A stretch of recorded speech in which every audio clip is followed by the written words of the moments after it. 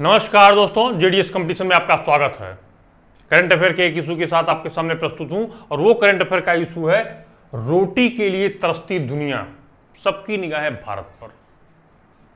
एक मनुष्य के जीवन में सबसे अहम चीज होती है रोटी, कपड़ा और मकान। अगर रोटी के ही लाले पड़ जाएं तो आप सोच सकते हैं कितनी भयावह स्थिति हो सकती है। मैं नहीं कह रहा ये बात, संयुक्त राष्ट्र संघ ने अभी 2-3 दिन पहले की बात है, उसने एक रिपोर्ट जारी किया कि पूरे दुनिया में इस समय मात्र 70 दिन का गेहूं ही शेष बचा हुआ है। यानी पूरी दुनिया को 70 दिन ही गेहूं खिला सकते हैं, उसके बाद नहीं खिला सकते। त्राहिमाम मचा हुआ, हर जगह त्राहिमाम मचा हुआ है। अब पहले हम ये चलते हैं कि ये संकट आया क्यों, तो तब आगे देखते हैं भारत की स्थिति क्या है। पहले आप जानिए, पूरी दुनिया में जो गेहूं के उत्पादक देश है, नंबर 1 है यूक्रेन, जिसको पूरी दुनिया का ब्रेड बास्केट भी कहा जाता है। ये देखिए हमने लिख दिया, ब्रेड बास्केट नंबर 1 पे यूक्रेन। नंबर 2 पे है गेहूं के व्हीट प्रोडक्शन में रूस। नंबर 3 पे है इंडिया। भाई लेकिन इंडिया में आबादी बहुत ज्यादा, 1 अरब 35 करोड़ आबादी है, तो हमारे यहाँ जितना उत्पादन होता है इंडिया में वो मैक्सिमम खपत ही हो जाता, हम बहुत अल्प मात्रा में ही निर्यात कर पाते हैं। लेकिन ये दोनों देश यूक्रेन और रूस, यूक्रेन तो नंबर 1 पे है, वो पूरा निर्यात करता था, और रूस नंबर 2 पे है। रूस के पास है, पैदावार भी अच्छी हुई है। अब यूक्रेन की बात देखिए, आप अच्छी तरीके जानते हैं पिछले 70-80 दिनों से लगभग युद्ध चल रहा यूक्रेन और रूस के बीच, और ये पूरा संकट यहीं से ही जनरेट हुआ है। ये 70 दिन का ये रोटी के लिए जो तरस रही दुनिया, ये यूक्रेन और रूस के युद्ध के द्वारा ही क्रिएट हुआ है।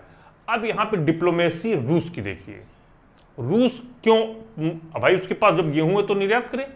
रूस भोजन को ही पूरी दुनिया के लिए बंधक बनाने की कोशिश कर रहा है। हम नहीं कहते बात, अमेरिका के विदेश मंत्री बात करते हैं कि रूस भोजन को ही बंधक बनाने की कोशिश करा ताकि उसकी जो मांगे हैं वो पूरे दुनिया पर प्रेशर क्रिएट कर दे, और यूक्रेन को लेकर जो उसकी सोच है, धारणा है, वो पूरी हो जाए। अब चलिए आगे चलते हैं। इसी दौरान भारत में क्या हुआ, जब भारत ने देखा कि भाई 70 दिन, भारत भी अपना आकलन किया होगा, यूनाइटेड नेशन से पहले ही भारत ने आकलन कर लिया होगा, इसमें तो कोई दो राय है नहीं, तो तुरंत भारत क्या किया, पूरा अपना गेहूं का निर्यात बंद कर दिया। अब जब बंद किया, थर्ड प्रोड्यूसर इंडिया है, जब बंद कर दिया तो G7 के जितने भी देश थे भारत की बड़ी तीखी आलोचना करने लगे कि भाई आप तो बंद कर दिए गेहूं का निर्यात ही, ये तो काम नहीं चलेगा। तो पहले कोई भी राष्ट्र है, हम अनाज का उत्पादन करते अपनी जनता के लिए करते हैं, उसके बाद तब तो बाहर भेजेंगे जब हमारे पास एक्सेस मटेरियल, एक्सेस ग्रेन बचेगा।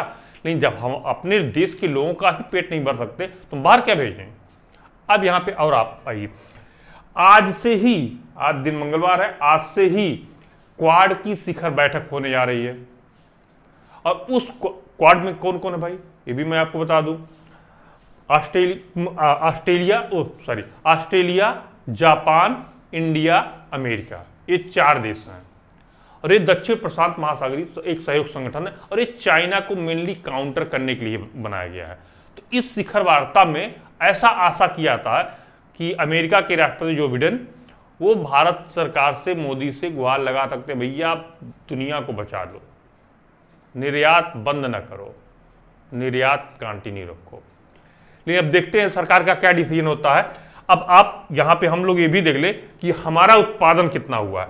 हमारा उत्पादन 2020-21 में 109.59 मिलियन टन हुआ था, जो कि एक रिकॉर्ड उत्पादन है। लेकिन इस वर्ष क्या हुआ है, हमारा 106.41 मिलियन टन उत्पादन हुआ, जो कि पिछले वर्ष से लगभग 3% कम है। और ऐसा माना जा रहा है कि जलवायु परिवर्तन की वजह से या मौसम की खराबी की वजह से ये हमारा उत्पादन घटा है। तो ऐसे परिस्थिति में जो हमारे क्या खुद अनाज की कमी महसूस की जा रही है या प्रोडक्शन कम हुआ है, तो भारत सरकार ने जो फैसला निर्यात बंद करने का किया वो सही ही लिया। कुछ दिन पहले हमारे प्रधानमंत्री मोदी जी ने ये बात कही थी कि भाई हम पूरी दुनिया को भोजन करा सकते हैं, करा तो सकते हैं, ये तो ठीक बात है, कि जब आपके पास रहेगा तब ना। ये क्राइसिस उनको नहीं पता रहा होगा कि भाई पूरी दुनिया क्राइसिस में चल रही है और यूनाइटेड नेशन ये बोल दे रहा कि 70 दिन का ही खाली गेहूं शेष है। अब आगे देखते हैं कि भारत, अभी तो ये मैं आज तक की कंडीशन बता दिया, भारत आगे क्या डिसीजन लेगा, क्या ये जो बड़े राष्ट्र हैं इनके दबाव में आएगा या नहीं आएगा। संभावना है कि नहीं आएगा, क्योंकि हमारी स्वतंत्र विदेश नीति रही है और हमारे लिए हमारे राष्ट्र, हमारा राष्ट्र और हमारे नागरिक ही प्रथम है और उसके बाद सब है। आज करंट अफेयर का एक छोटा सा इशू था और ये हमें अवेलेबल हुआ, हमने आपको सोचा कि हम इसके बारे में ब्रीफ कर दें। आज का ये वीडियो यहीं तक। नमस्कार, धन्यवाद।